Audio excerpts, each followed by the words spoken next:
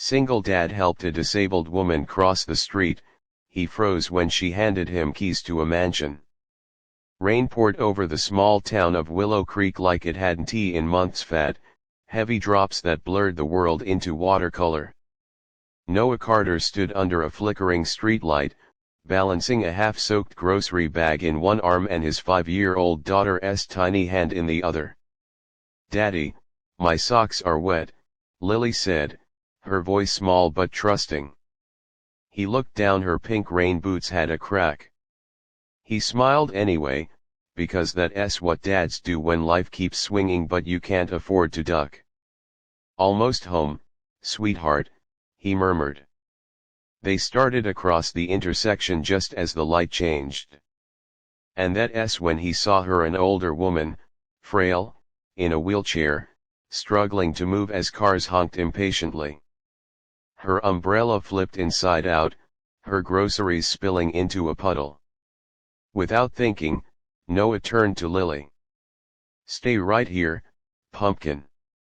He ran back into the street, scooped up the rolling apples, righted her chair, and shielded her with his jacket. "Let me help you," he said. The woman looked up, her pale blue eyes startled but soft. "You'll get soaked." He laughed, breathless. "Already am." He pushed her safely across while rain hammered around them.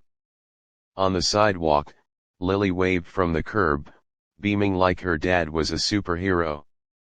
The woman caught her breath. "You have a beautiful daughter."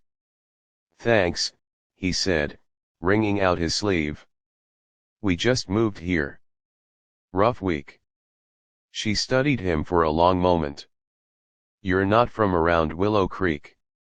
"No, ma'am. Just trying to start over." She smiled faintly, as though she understood every story behind those words. "Well, Mr. Carter." "Noah Carter." "Well, Mr. Carter, you've done a good thing today."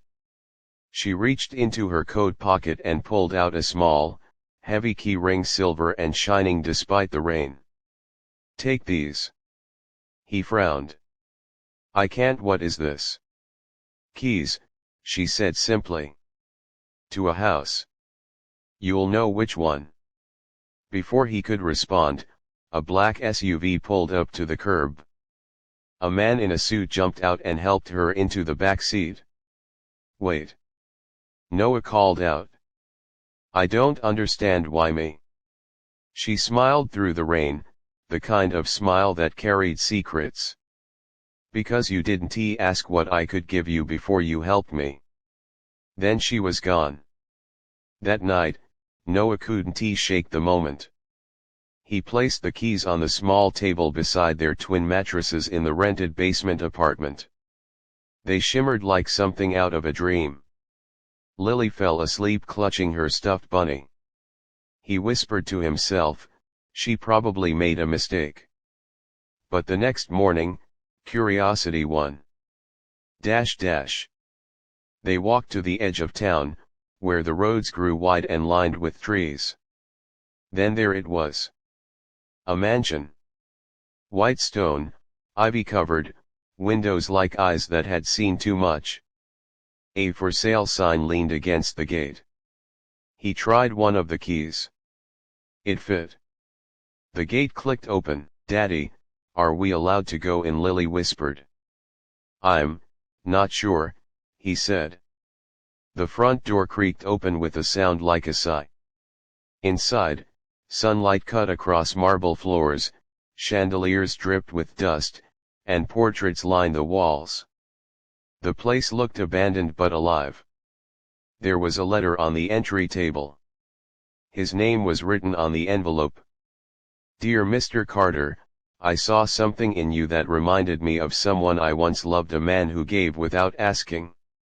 If you're reading this, it means you found the house. Don't sell it.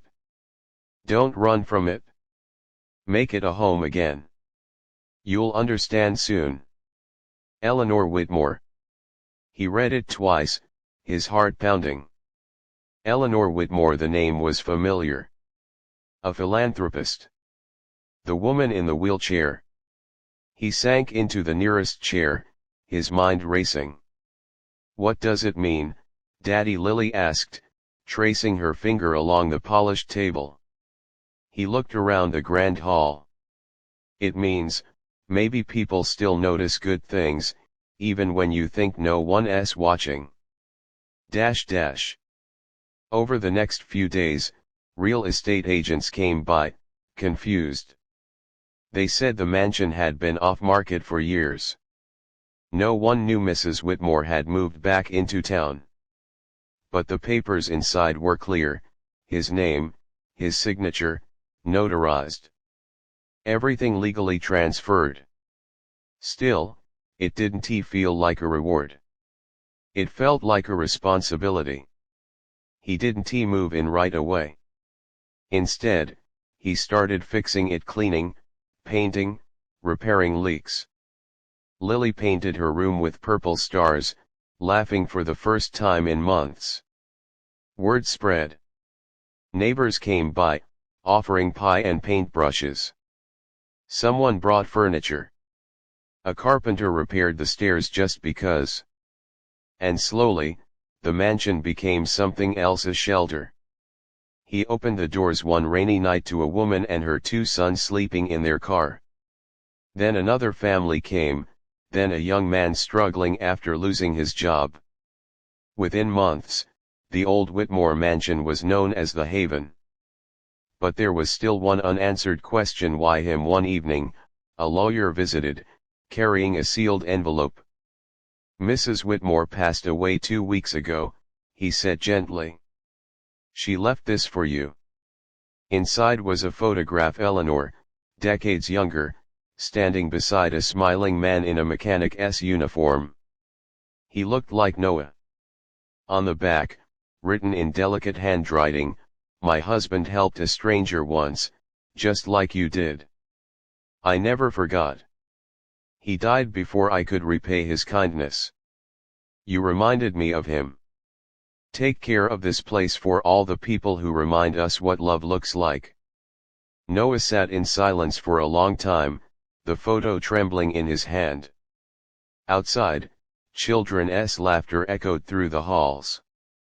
Lily's voice carried down the staircase, Daddy.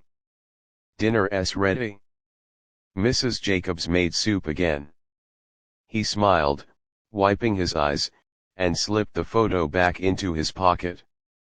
The mansion no longer felt grand or haunted, it felt alive. He looked up at the chandelier, its crystals glinting like raindrops frozen in time, and whispered, Thank you, Eleanor.